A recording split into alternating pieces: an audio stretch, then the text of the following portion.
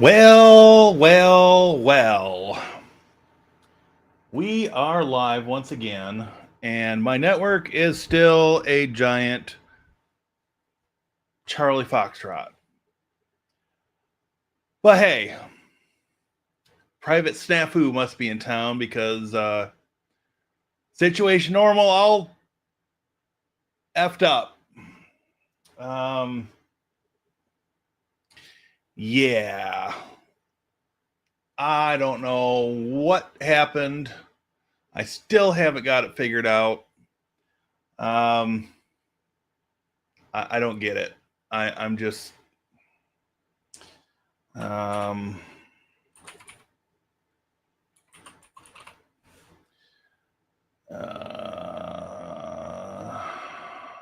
let's see.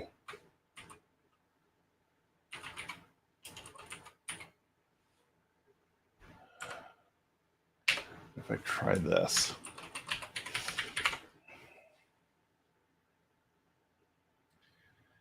Yep. The three Proxmox machines. Wait.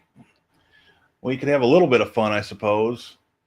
So what you're seeing here is ARP scan, and 192 is my testing Proxmox box. Say that 3 times real fast. Try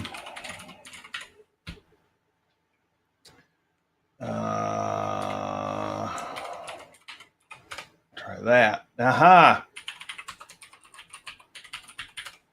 So things might be starting to come together a little bit, but it's still far from where it was Friday.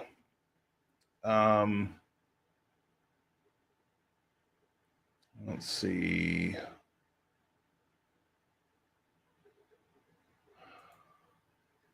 That's what I want. Do we have any updates on the beta server? Oh, look at that. We've got updates on the beta server. Might as well run those. You know, do it live TVJ style. I guess I owe TVJ $1. Provided he's registered that phrase as a trademark and, you know.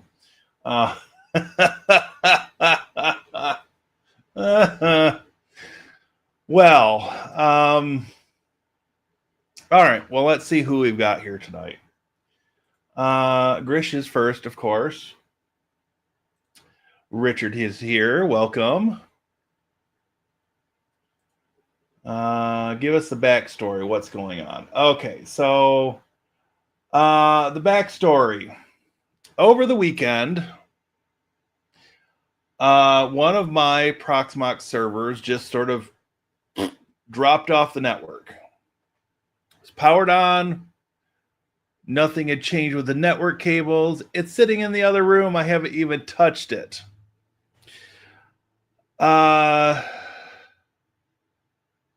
So the only significant change I've made, or the only significant change I had made leading up to that dropping off the network, was I updated OpenSense to 25.7, which may have been a mistake. But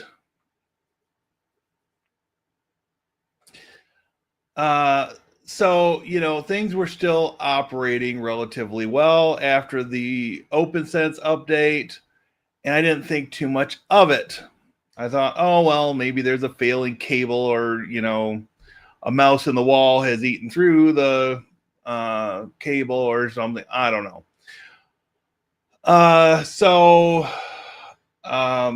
Then I had my hotspots drop off, or the access points drop off the network.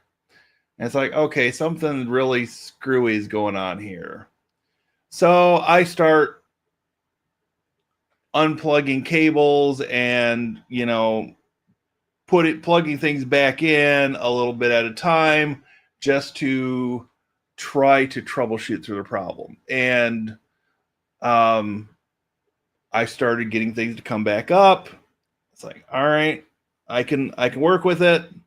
My cabling has been a mess for a while, which is part of the reason I have not shown my home network.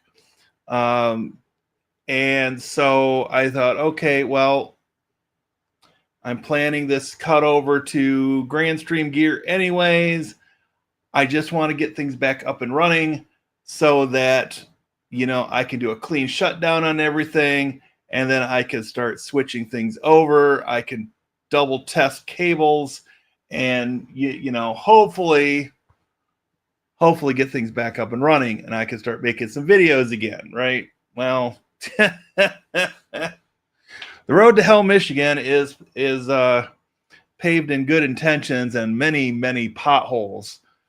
And I seem to have found every single one of them. So anyway, I'm trying to get the minimum equipment back up and going so that I can do a video of some variety this week before the end of the month, which is Thursday. So I'm running up against the clock here, which means that tonight's video may not be all that long, but I'll probably go an hour and cut it off and then go back to my troubleshooting and replacing of cables and other nonsense that might help me understand what the hell's going on. So anyway, that's sort of the backstory, I guess. And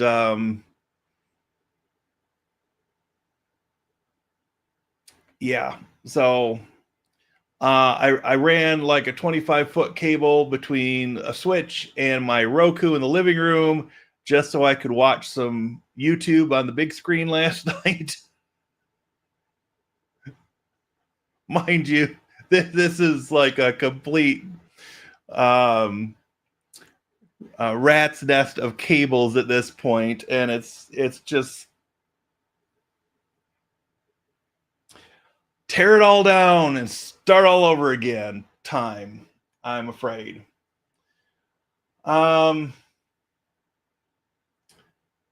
Anyway,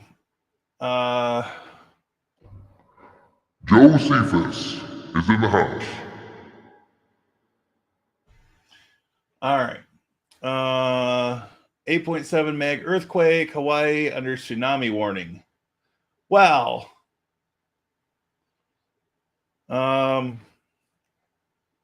Guess everybody better put their grass skirts away and not plan on doing any hula dances anytime soon. Coast of Russia. I heard about a Palo Alto update that is causing drop packets at one of our stations. Oh, fun.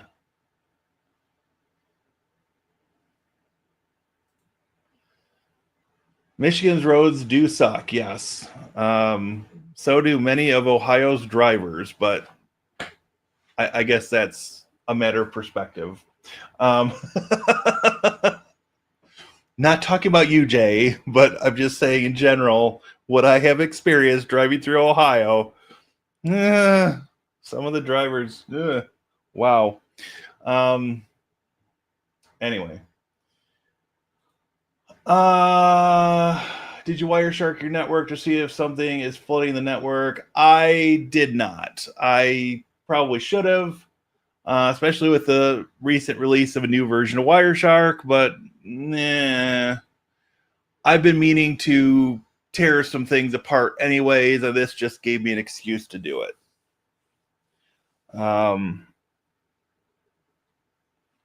So, I guess that's that. It shouldn't be a loop because nothing had changed leading up to this dropping off, unless there's some craziness with OpenSense that I don't know about in the new version. But it is what it is, I guess, at this point. But I do have something making a guest appearance tonight before we go any further. I've been waiting for this for months. Angle the mic down.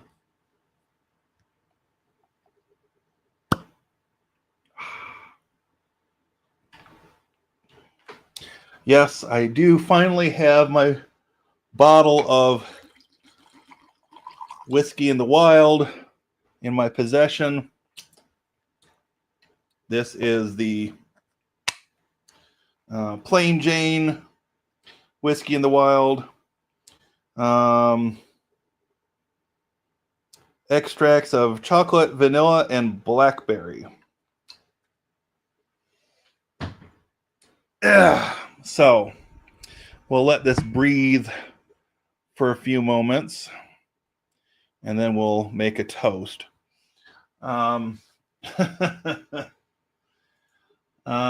Texas roads are worst. I was driving on waves when I was there.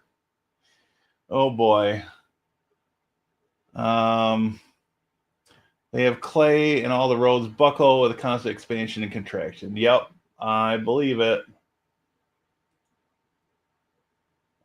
We do have some dirt roads, yes. I would almost bet that Alabama and Mississippi and a few other places down south might have more dirt roads than Michigan even. Something didn't play nice in my Proxmox update. Well, subprocess returned an error code. Problem executing scripts depackage post invoke test-e user shared JavaScript Proxmox widget toolkit Proxmox lib.js.gzip. If that finishes, remove -f user share JavaScript Proxmox widget toolkit Proxmox lib JScript gzip. Huh. Well, I don't know if that's going to. Let's refresh the updates. See if it complains at us some more.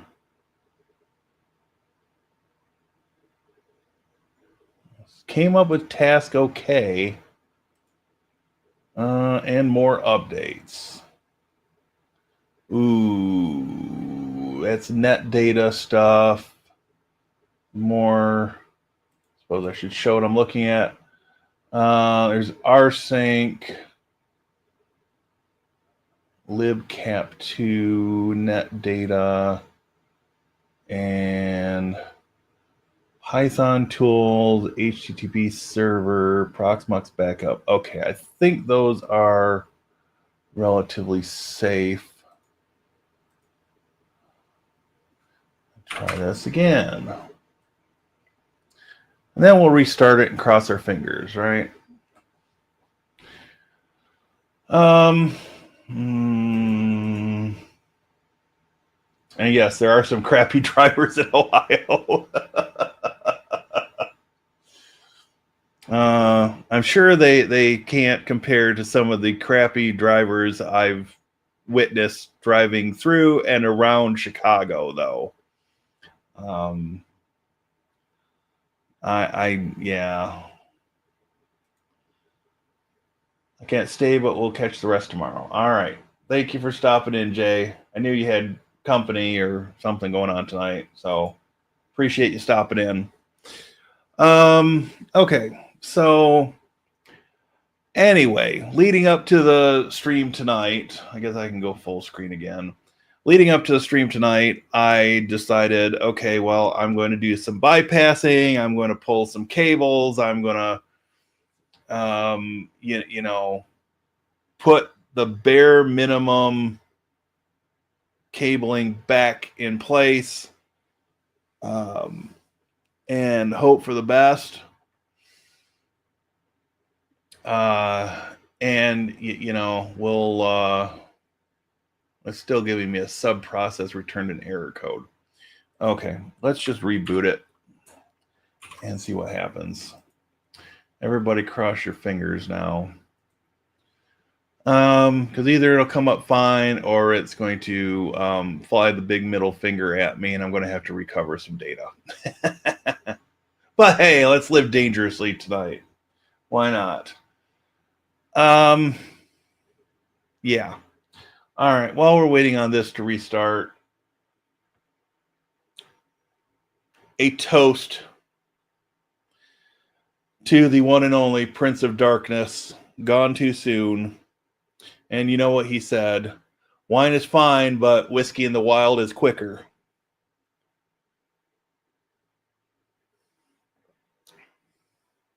Ooh, that's tasty.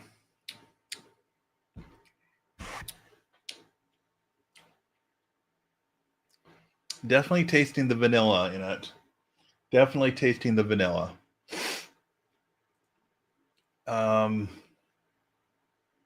Oh, I think it's still shutting down services. We'll give it a little while longer. All right. So what else is going on? What else? Talked with our camera vendor today for the library about adding 4 more cameras. I sent an email to another vendor about some software that we're wanting to acquire for a new printing system and a public computer management type thing. So tried calling the guy, didn't get an answer. Didn't even identify that it was, in fact, his voicemail box when it did roll to voicemail. And it's like, you know what? I'm not even going to leave a voicemail. I'm just going to send an email and say, you know, this is kind of what we're looking for. Can we arrange for a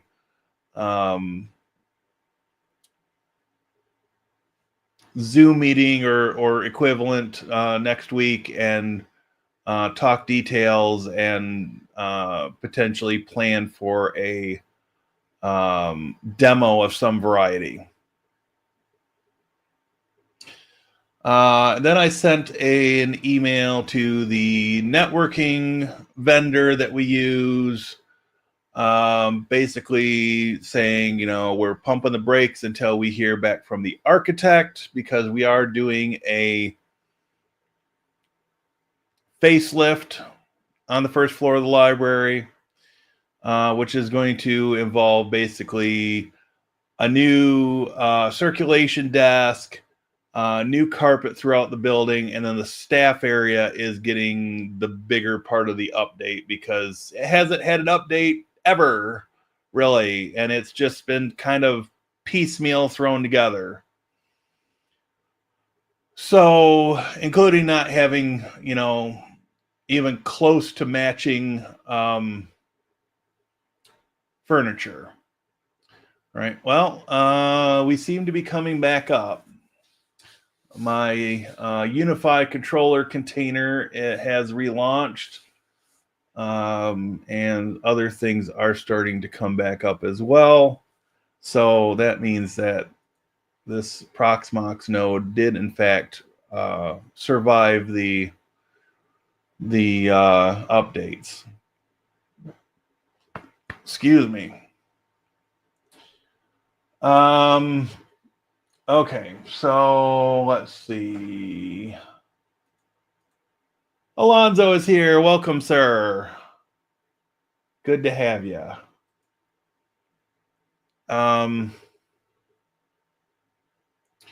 So in the process of doing all this troubleshooting, I moved some equipment around.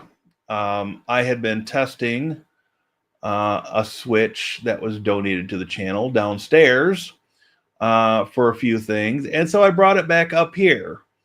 And so I only have 2 devices that'll do 10 gig currently. So it is reporting that the 2 devices are at the full 10 gig speed. And so that is humming along nicely.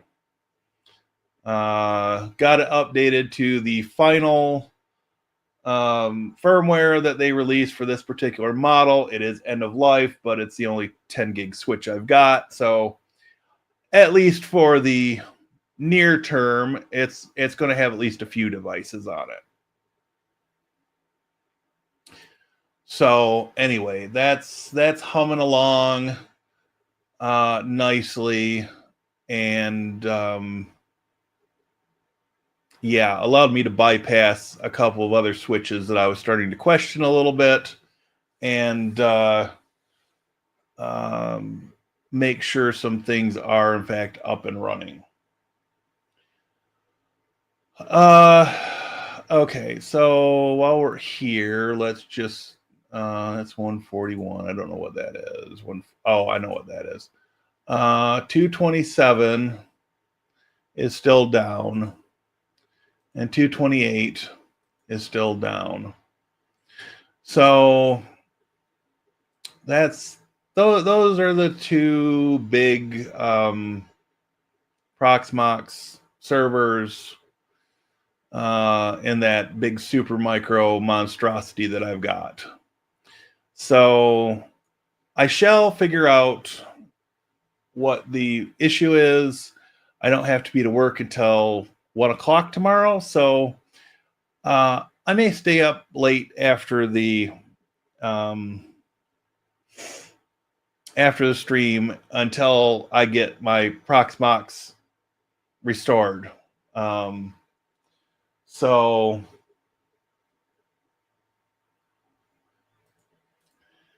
will do, Alonzo, will do. Appreciate that. All right, so one news story that I'm going to talk about tonight that I will probably mention again in the next midweek news, but I thought this one was timely. Microsoft bans LibreOffice developers' account without warning and then rejects appeal.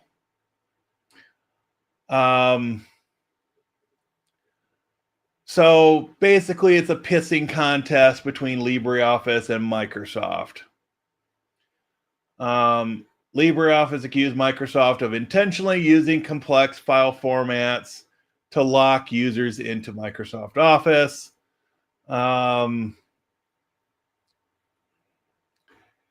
And so, yeah, why a LibreOffice developer would depend on anything to do with a Microsoft account, I have no idea. I detest Microsoft accounts. And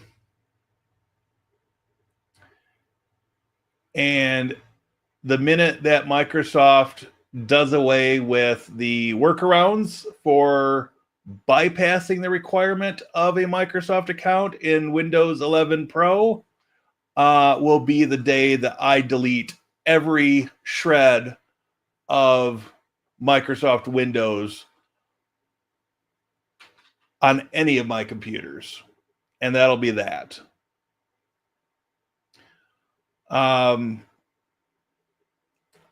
I can do what I need to do on Windows when I'm at work. I don't need to use it at home. And Microsoft can go pound dirt, as far as I'm concerned.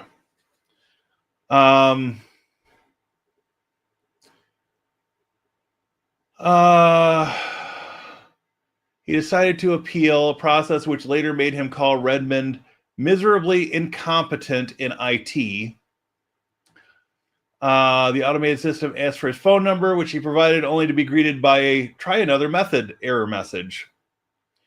Boy, that sounds familiar.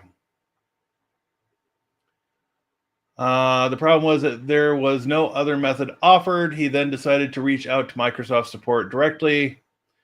Yeah.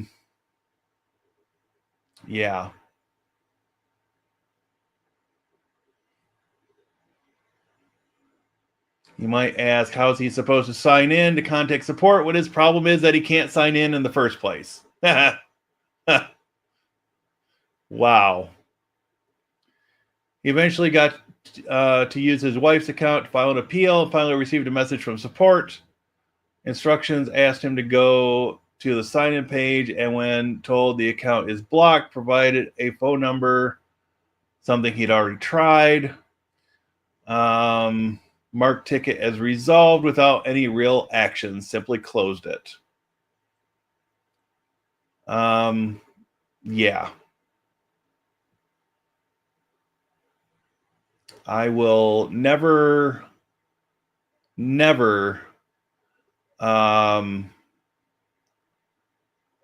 put any sensitive work anywhere near a Microsoft account.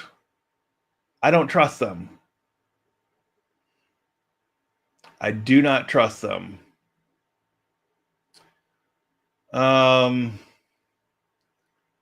the 17th of last month, Reddit user udeus03690 shared how Microsoft locked their account, which, among other things, contained 30 years of irreplaceable photos and work on OneDrive. Well, I'm sorry. I can't feel bad for this person, because if they had 30 years of irreplaceable photos and they didn't have another copy somewhere, they screwed the pooch, as some people in my high school were apt to say. They really screwed the pooch. And no, for those FEMA people, no animals were harmed in the making of this video. Yeah.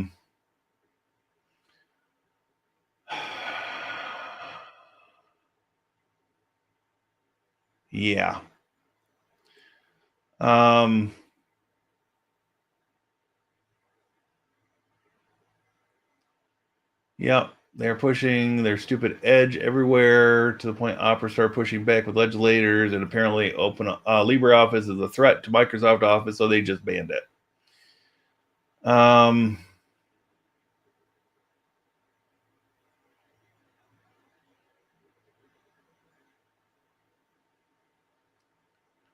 Microsoft, FAFO. Yep. Pretty much.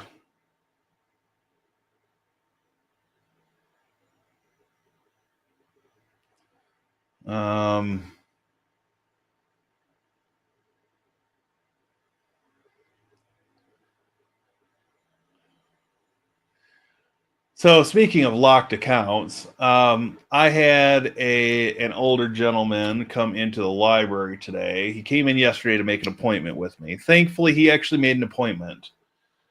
Before I go on, hello, Jacob Johnson. Welcome in. So this gentleman comes into the library, and he's a nice guy. He had some issue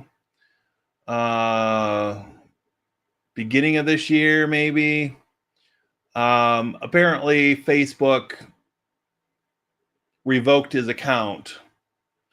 He wasn't able to get back in.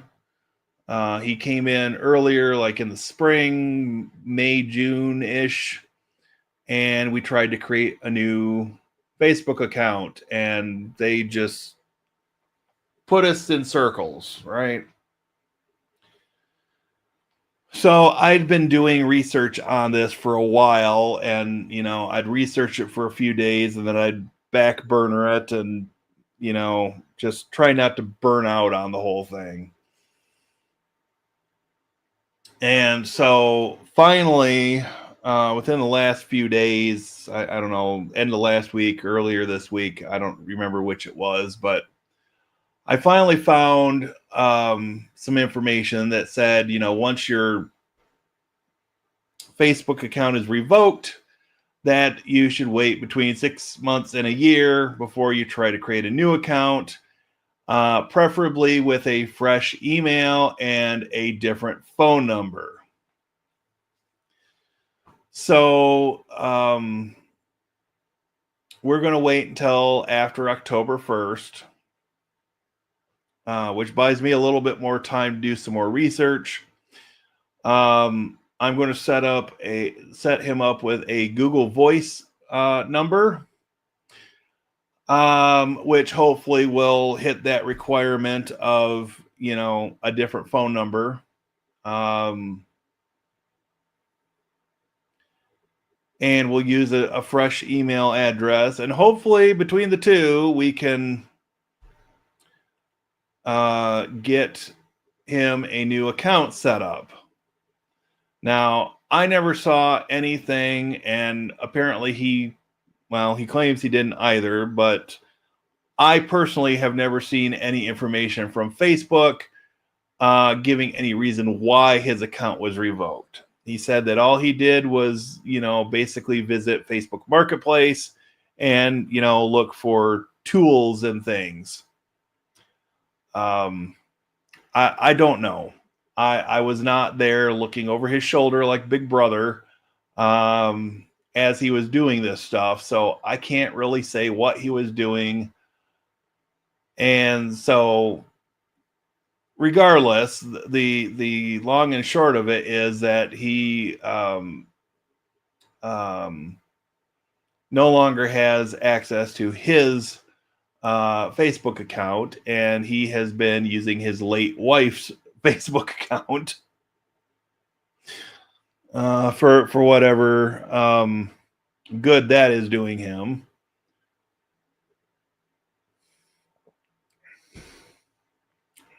That is good. That is really, really smooth. I should probably order another bottle of that before I drink through this whole bottle.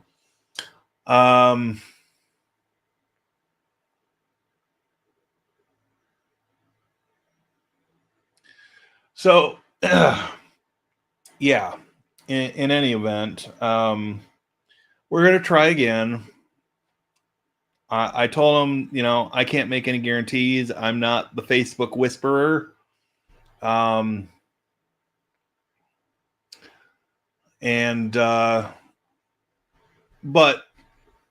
it really sounds like he's just been zucked with a Z, if you were wondering. And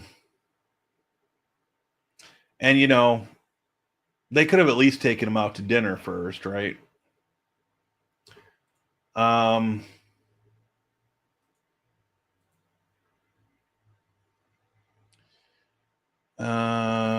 So I guess. Now Proxmox backup server is down as well. I swear that's downstairs. Could just be off. I don't know.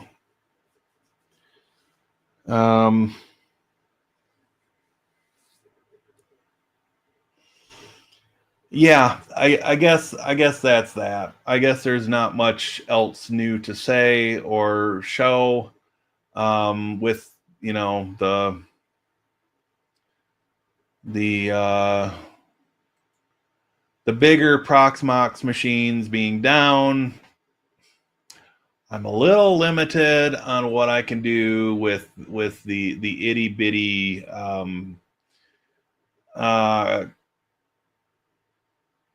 old Optiplex box with 4 CPUs and 16 gigs of RAM.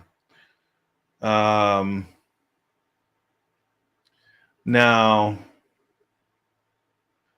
I guess I could show this.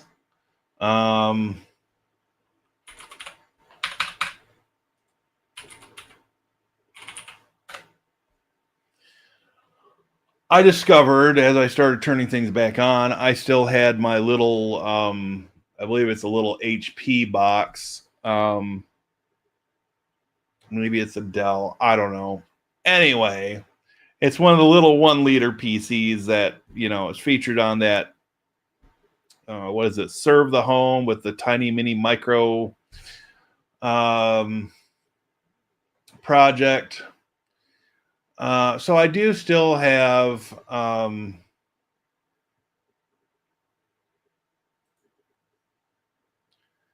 the XCP NG box installed. I never replaced it with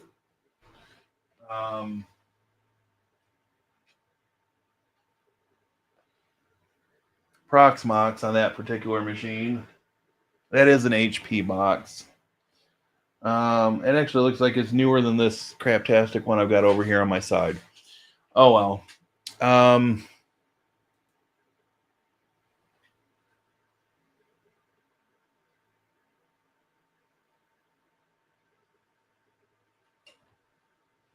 It's got a light on inside, but it doesn't seem to be responding.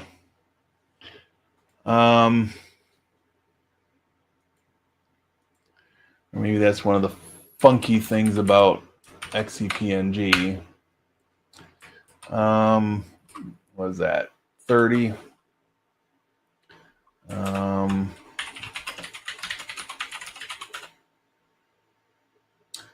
Well, it appears that it's running.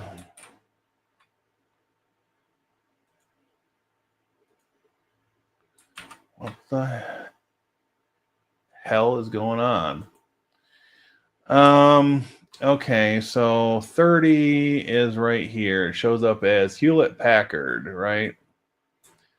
So we'll just run ARP scan again.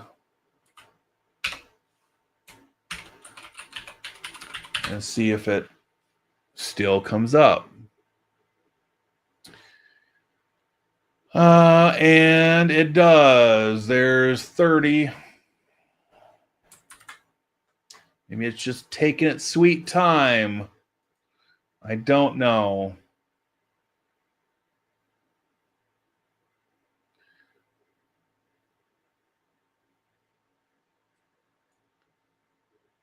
Yeah, sometimes when I think of all the time I've wasted just maintaining all this crap on my network, there are days I wonder if it's all worth it. But other than you fine people, I tend to like computers more than people when it comes down to it. Anyway. Let's see. Jacob says, my Facebook was hacked a few years ago. Had to contact support and send in a photo of my ID and wait like 3 months before they got it all fixed. Less than pleasant, but doable. Interesting.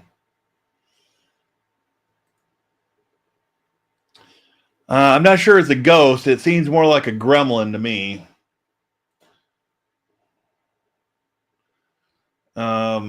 So anyway, yeah. And on top of all the crazy network stuff, my cause has not been helped by the fact that it's been awfully, awfully damn hot in Michigan. And when it's not hot, it's raining and humid as all hell.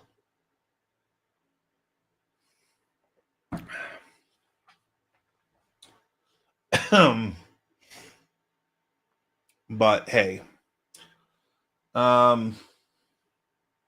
this doesn't give me a reason to continue tearing things down to rebuild it back in a little bit more organized fashion. I can at least attempt to be organized.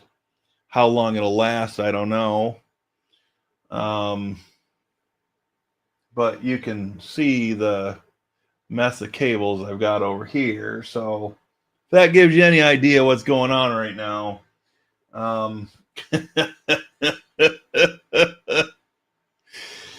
It's been interesting. It's been interesting. Now let's see. Do we have? Yeah, it is almost 10 o'clock.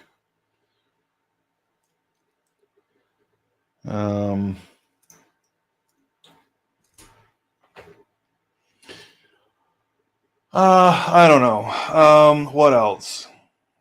I had a couple days where I didn't really hit my step goals. But for whatever reason, they started raising my numbers on me for this week. So I'm supposed to be getting closer to 6,000 steps, like 5,700 or I don't know, something like that. And right now, no, what does this say? Oh, yeah, 5,600, and I've hit that for the day. So I've got the green check mark. So yeah, it says 5,601. But I burned off 1,200 calories, and I was only supposed to burn 760. I guess that's all right. Guess it's a little easier when you go for a walk to get your lunch.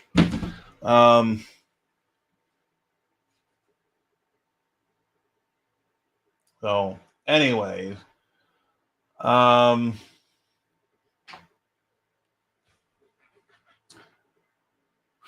what else do I have going on? Oh, I got an email sort of out of the blue from someone I was in grad school with.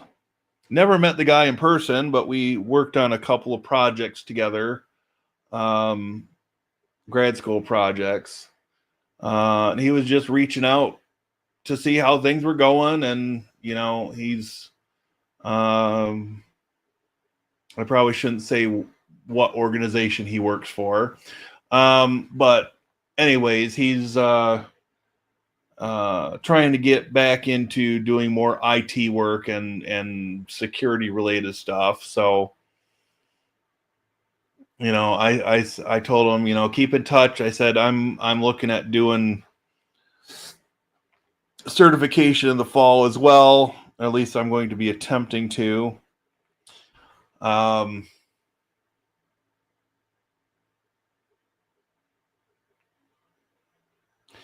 So hopefully, he and I can keep in touch and trade some cert prep stories along the way. And I gave him the name of the site I use. It used to be called IT Pro TV. It's now ACI Learning. But I'm grandfathered into a 50% off deal. So I've kept it this whole time. I've probably been paying for this for 10 years, but they're only getting me for $25 a month. So I guess I'm okay with that. Given what it would cost if I were to cancel the subscription and then come back without the discounts, I feel like I'm better off keeping it, right? So that's happening. So I'll be working through their video lessons as a refresher for this cert, and then I will probably pick up a book as well that I can go through and really push on the refresh on the terminology and anything that's changed since I was more involved in this stuff. And maybe things will pan out, right? So I guess that's that.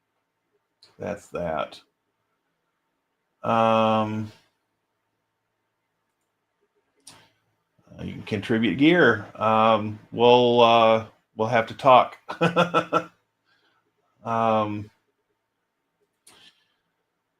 How is it calculating the number of steps? So I wear a smartwatch, and so the smartwatch feeds into Google Fit, and then Google Fit feeds into the app that I'm using to track things, which is called WalkFit.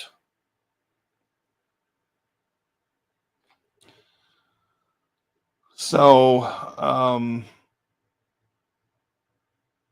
and you know, since I don't really have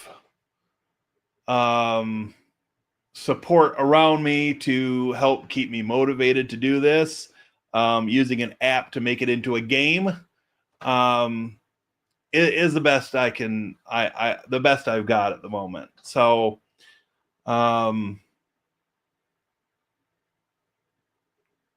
yeah. I did have one day last week that I hit almost 7,800 steps. I wasn't really trying to, but I somehow did it.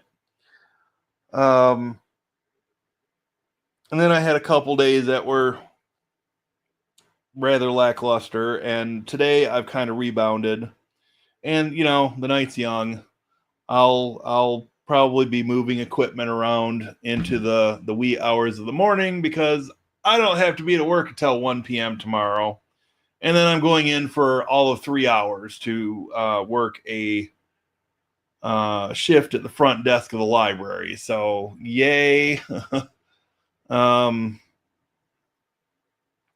Then Thursday I got to be there for a 9 a.m.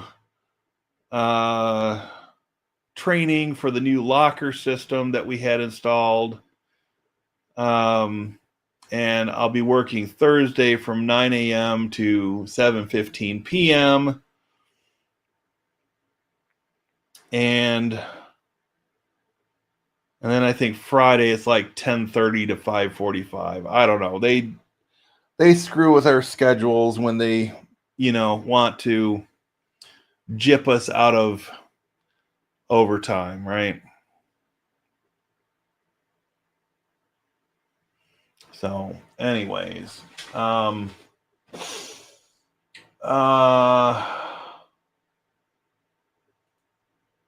the target. So they calculate the target steps by your height, weight, and age, and then they calculate, you know, what it you put in when you sign up for the app. You put in your starting weight and what your target weight is.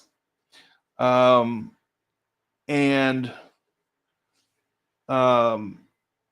yeah, I mean, if I could stick with this for, you know, 18 months, then I might have a chance if I add a few other things in, like a lightweight workout and, you know, maybe some other stretching and chair yoga or some crap like that.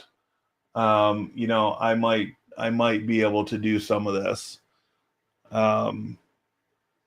But we'll see, right? Better now than, you know, 10 years from now, right?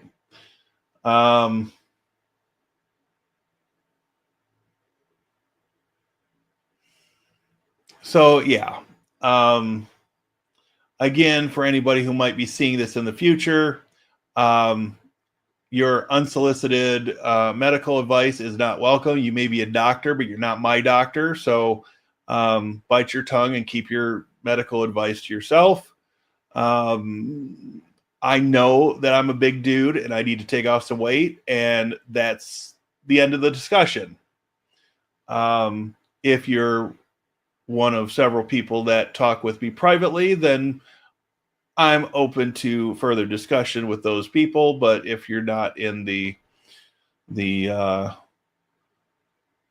that group, then, you know, move on, right? You've got better things to do with your life, and I've got better things to do than write you back a nasty message because you offered unsolicited medical advice.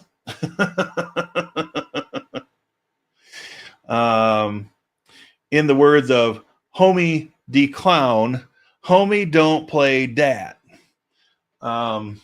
Yes, I'm going 90s old school in living color comedy on you, and the good old Wayans brothers and Jim Carrey. the token Caucasian person on the show, right? Yeah, Udemy. I've gone through several of their courses. The only problem I've really ever had with Udemy is that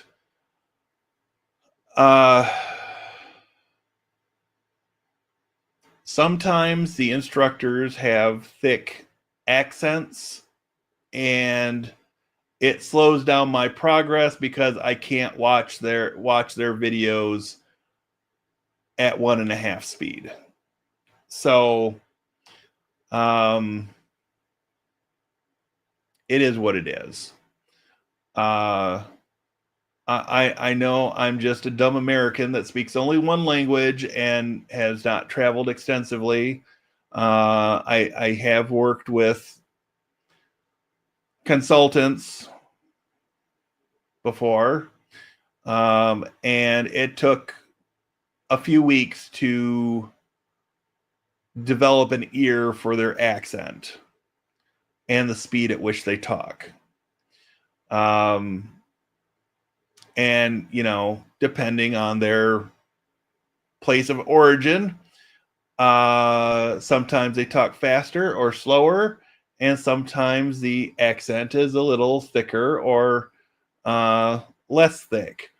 But that's the only hurdle I've had with Udemy courses. Overall, they're of a pretty good quality. One of my comments was flagged. Well, either that was YouTube doing it automatically or Josephus is messing with you.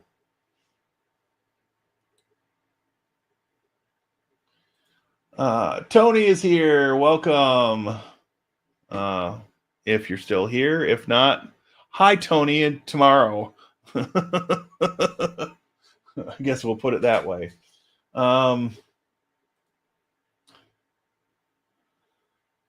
Don't worry, if I had the answers, I wouldn't be fat. I have been trying to be better, lost about 8 pounds, stopping eating sweets a couple months ago. Yeah. Usually I will lose 5 or 10, and then I'll plateau for a while. And then I've got to, you know, put in some extra work, and I'll lose another 5 or 10, and I'll plateau for a while. But I don't know. The older I get, the less I can tolerate being out in the heat. And so I tend to stay inside in the air conditioning. And so it's just a matter of trying to find an indoor workout I can do here to get steps in, do a little bit of weights. I have contemplated getting a treadmill, which would admittedly help with the number of steps I'm getting. But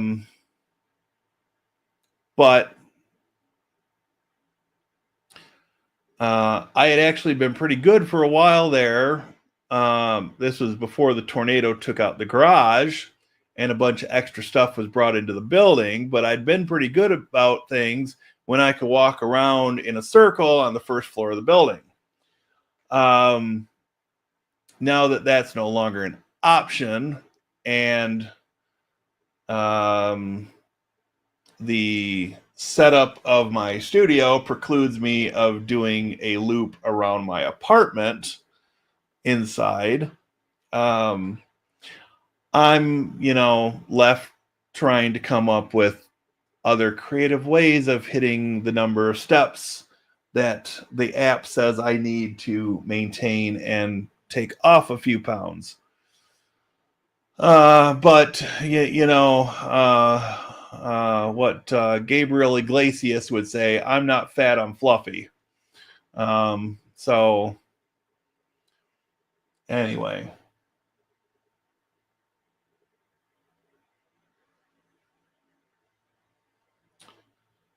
Um,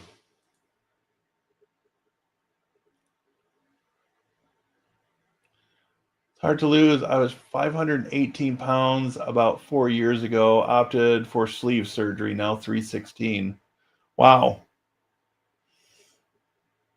Back in 2005, so 20 years ago, next month, my dad had gastric bypass, and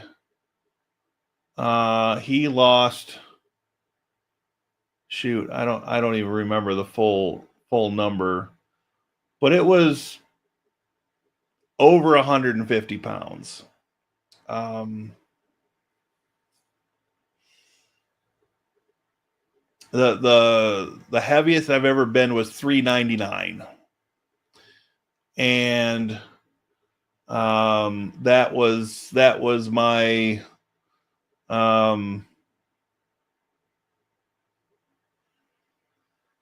come to the flying spaghetti monster moment.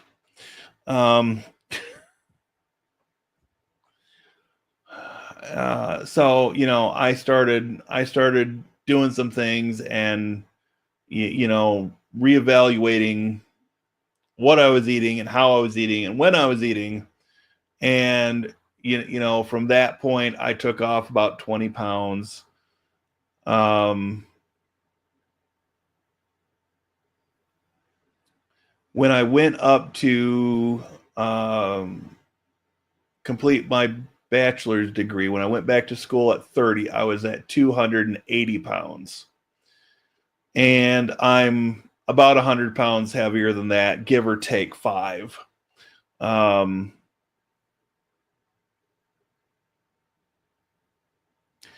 so I'd love to be back down to the weight I was at when I was 30. If I could be back down to the weight I was when I was 25, that would be even better. But um, what they say, wish in one hand and in the other, and see which one fills up first, right?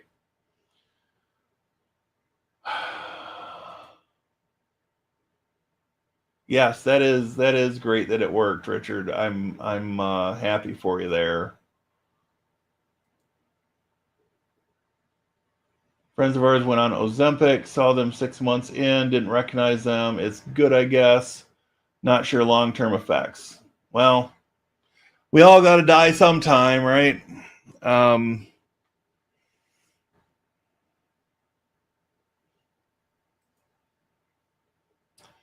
I was going to do the bypass 20 plus, and again 15 years ago, and chickened out. Yeah.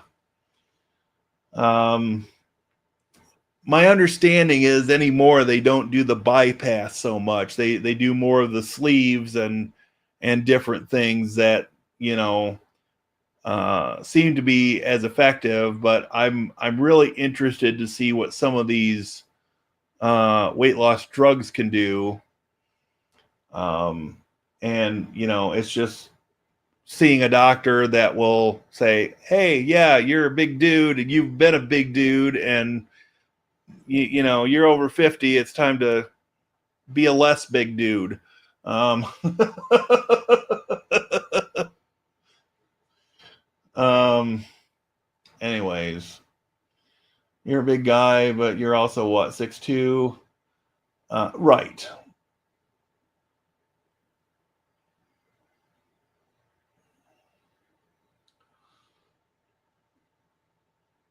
I'm well. I'd probably say I'm 6'1" and a half. I was 6'2" in high school, but that was too many years ago. I feel like I've lost half an inch in height, and I've lost shoe size as well. So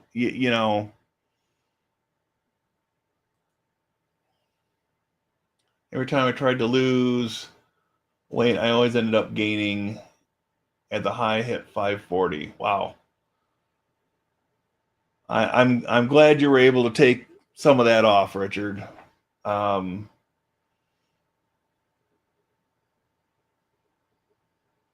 that's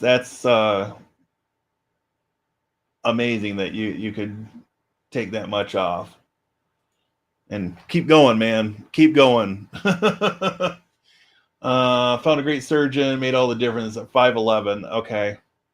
So I've got a little bit of height on you, but, not a huge amount. I always wish I was 6 foot, only 5'9".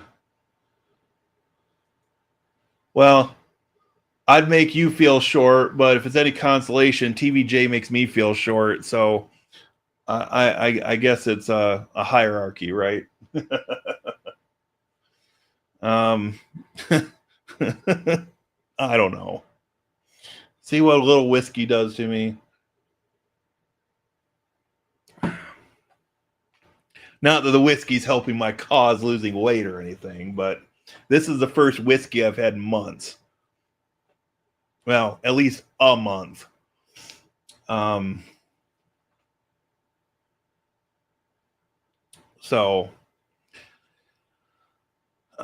But anyway, we are over the 1 hour mark. So I'm probably going to start wrapping this up. I want to go out in the other room where the air conditioner is because it's feeling kind of warm back here, which could be partially the whiskey, but I'd rather go sit closer to the air conditioner.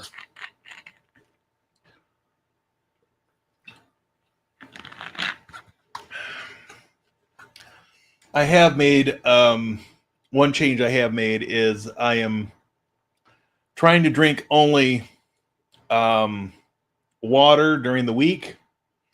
I cheated a little bit this morning, but this is sparkling ice grape raspberry. Zero sugar, has vitamins and antioxidants, and the whole bottle is 5 calories.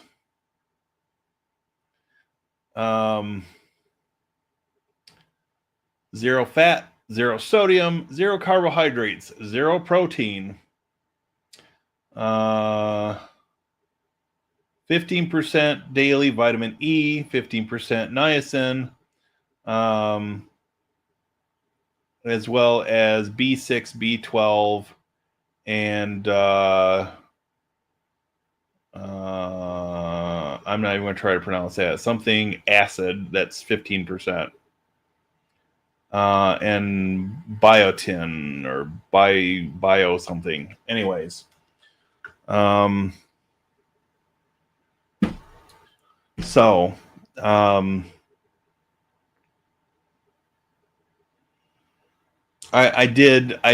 was a little bad this morning. I was up extra early. I drank a whole pot of coffee before I left. And so since I was already on my way to my step goal for the day, I did treat myself to a McGriddle and a Sprite at McDonald's this morning, which I try only to do McDonald's about once a month. I've really cut down on the fast food. I've been trying to do more like Subway. We've got a restaurant that's a couple doors down from the library that they have a sampler size. It's chips and salsa, and then they've got a Mexi dip that they make themselves. So I'll sometimes get a little cup of the Mexi dip. Excuse me, but when it's been this hot, I'll just get chips and salsa, and that'll be my lunch. And then I'll, eat a little bit more when I get home. But, in the hottest part of the day, I don't tend to have that much of an appetite. So, yeah. And I've been not like in a strict way, but I guess I've been toying with this idea of intermittent fasting. And when I get up in the morning, I'll have coffee, but I won't eat anything until after 10 o'clock, which just trying to, get things kickstarted and not have the extra calories in food quite as early in the day. But sometimes that works for me. Sometimes it doesn't. It depends on what I've got going on at work in a given day. And, it is what it is, right?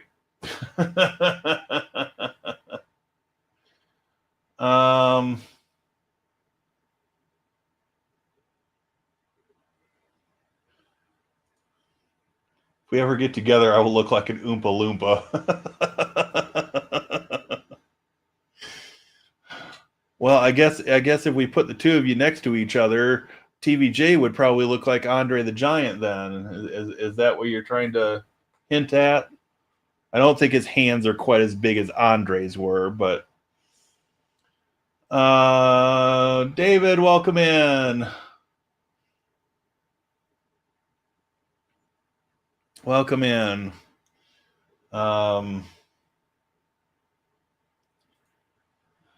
Yeah. The two of us and Jay, that would be quite the sight. At some point we're going to have to make it happen, but I put so much into dental work this year. I'm still feeling a little bit of the financial pain lingering. I'm starting to feel a little bit more of a buffer, but it's slow going. It's slow going. But hey, it is what it is, right? It is what it is.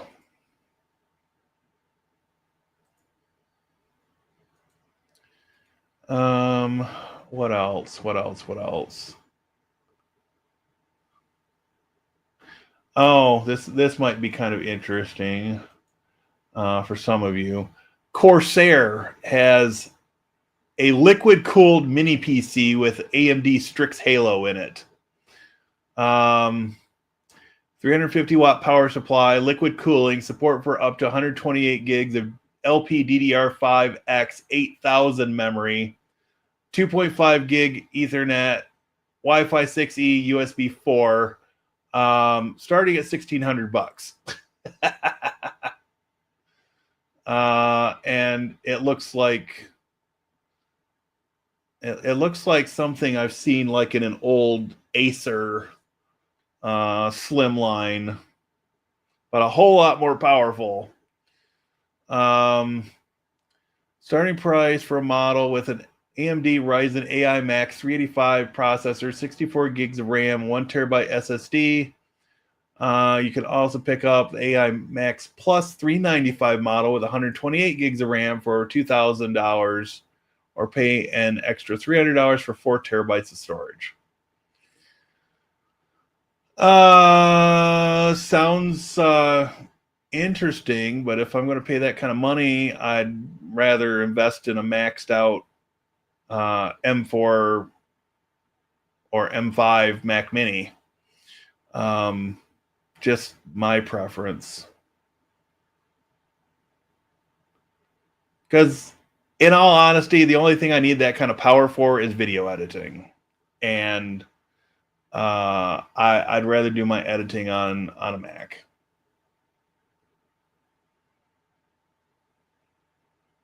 So, anywho, oh yeah, and then this one, this has me wanting to mess around with Windows 11 just to see if I could downgrade it to Windows 10. And I do it in a VM because then I'm not futzing with the one Windows 11 physical machine I've got at this point. How long it will remain a Windows 11 physical machine, I don't know, but that's going to depend in large part on Microsoft and how they want to screw consumers when 25H2 comes out. So anyways, this sort of side grades you to Windows 10 LTSC. Not sure what the legal implications of that might be, but it does continue support through January 2032. I've got, I don't know. I would have to do some pretty extensive testing on of this on my own. But I have been contacted by another library that needs to upgrade computers before October, and this, given their close to non-existent budget, may buy them some time, and where they could run out the clock on the useful life of the PCs rather than the arbitrary date Microsoft has assigned to it. So I don't know. I'm curious to take a VM and try this.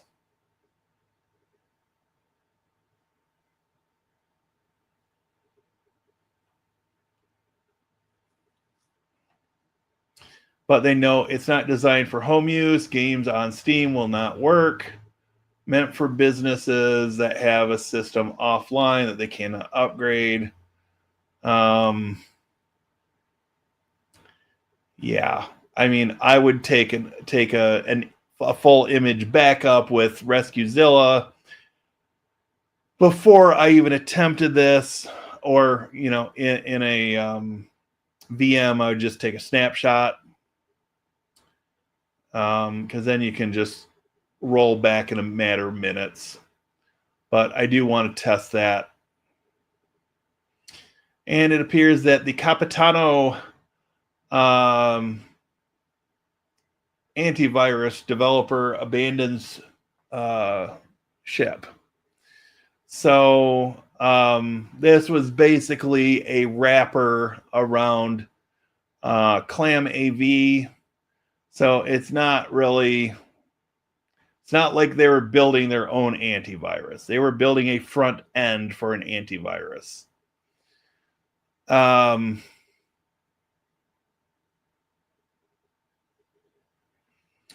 they said it was always a hobby project. So, it's just a GUI for the command line Clam AV, which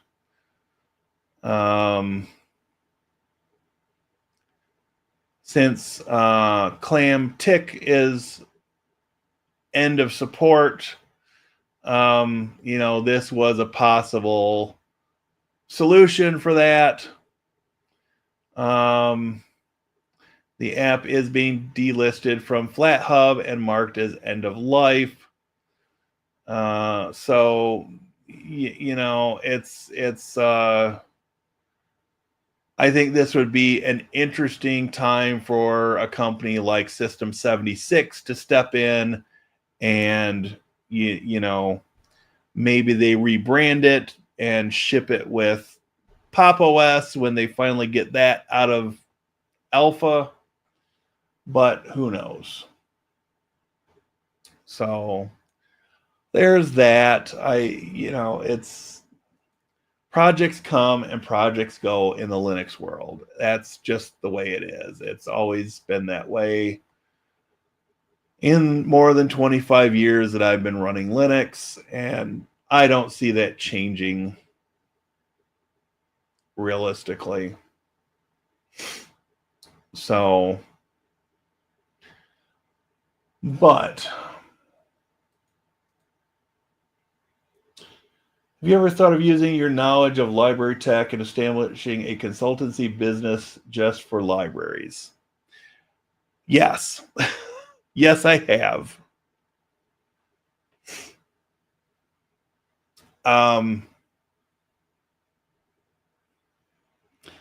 I've given it a fair amount of thought.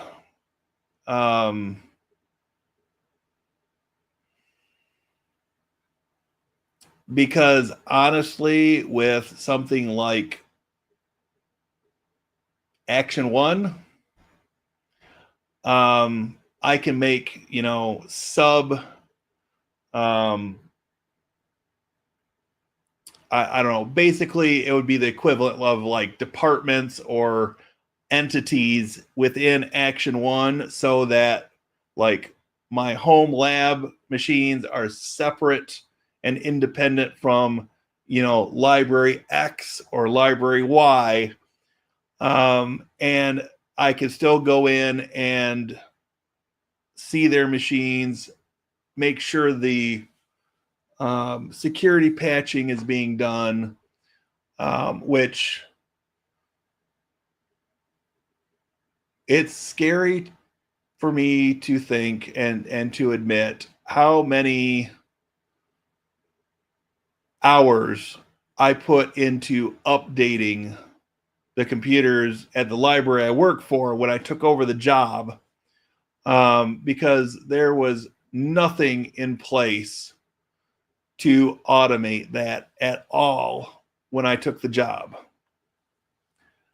And while I don't consider the current state of the machines I manage to be perfect in any way, it's a whole hell of a lot better than where I started from.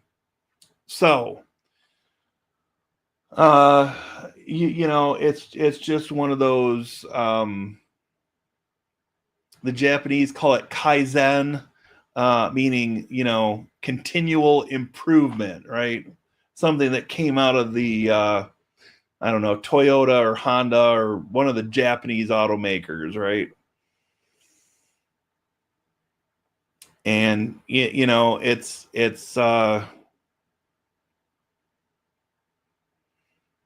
just one of those things that I keep evaluating and changing where the goalposts are, and how can I make things better. And it's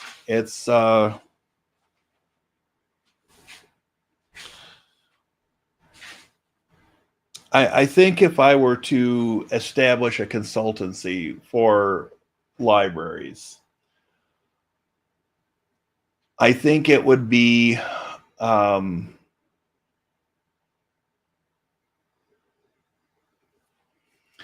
it would have to be something where I could do remote management, so I'm not having to try to make my schedule even more crazy and drive to all these different libraries. But I would also want to build sort of a network of technicians that I can trust. And, if I need people to go on site, I get them to do it for me. And, if a server needs to be rebooted and the librarian says that they've done it, I can send the person out to hit the button, because it's a thing. Let's be realistic.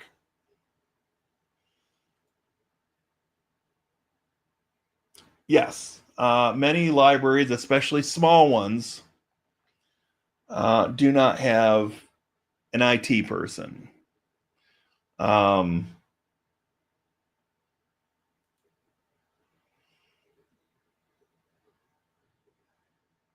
Yeah, if it's outsourced, the IT company probably doesn't understand libraries. Yep.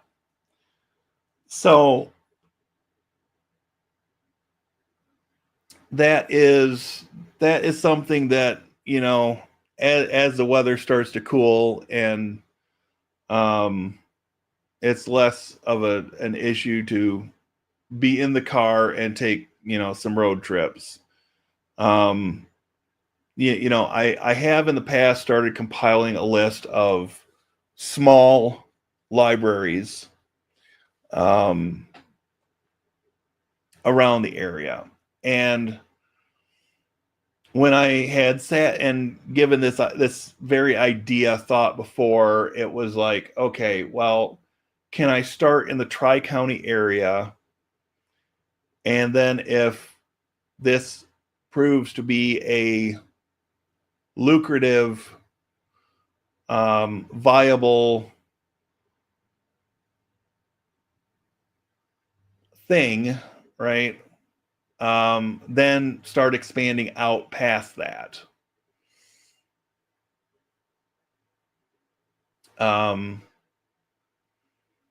But ideally, what I would like to, I don't know. I've got many thoughts on this idea, and I don't know if I want to go into all of them here. Maybe that'll be for a member stream. Once I've got the network all back up and running and can breathe a little bit. But yeah, I don't know. I've got many thoughts, and it's just going back through my list of libraries, compiling the contact information into some sort of CRIM software, and then actually doing the legwork, making the phone calls on the days that I'm not at the library for my day job all day, and trying to build a rapport with some of these small libraries. And I think now that I've got, well, it'll be 6 years at the beginning of September, working in the library field.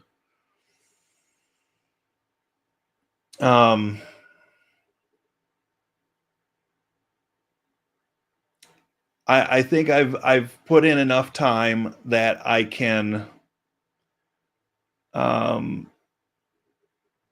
feel comfortable offering this kind of service to other libraries. And if it means that I can supplement my income or go down to part-time at my day job and only do tech and maybe an occasional program, and then offer services to other libraries, I would very much entertain that thought. Because I don't want to get to the point where I feel like I've reached a wall where I'm at. So I don't know. It's definitely an idea that I have had. It's definitely an idea I've had. And, every month or two, I'll spend a few hours and take some notes and, try to hash out this or that detail of how I would approach this kind of business. Knowing going into it that a lot of these libraries are smaller, they don't have a big budget, and it would be, do X amount of work up front and then, have like a quarterly maintenance check-in, right?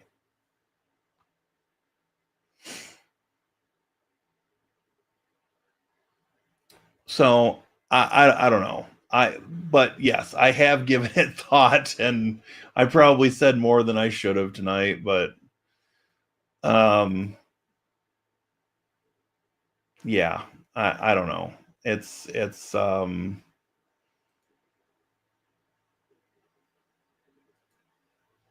uh-oh. Power outage at Newark data center disrupts Linode. Took LWN offline. LWN being Linux Weekly News.net. All right, everybody. We are at an hour and a half, which is basically my hard cutoff. So I'm going to look at the last couple of comments, and then I'm going to wrap up for the night.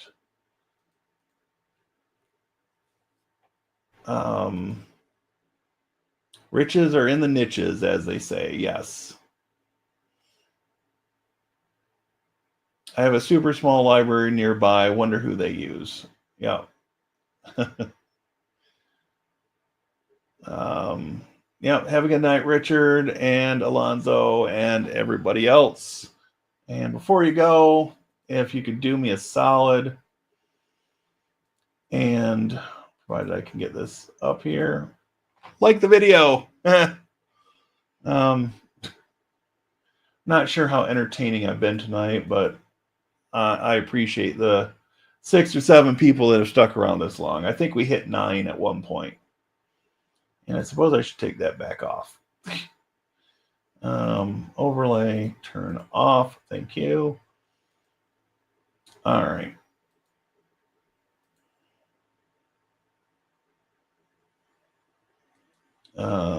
Yep. Have a good night, Richard. Revised to an 8.8 earthquake. Wow. Have a good night, David. Appreciate all you guys being here. Take care. We'll see you next time.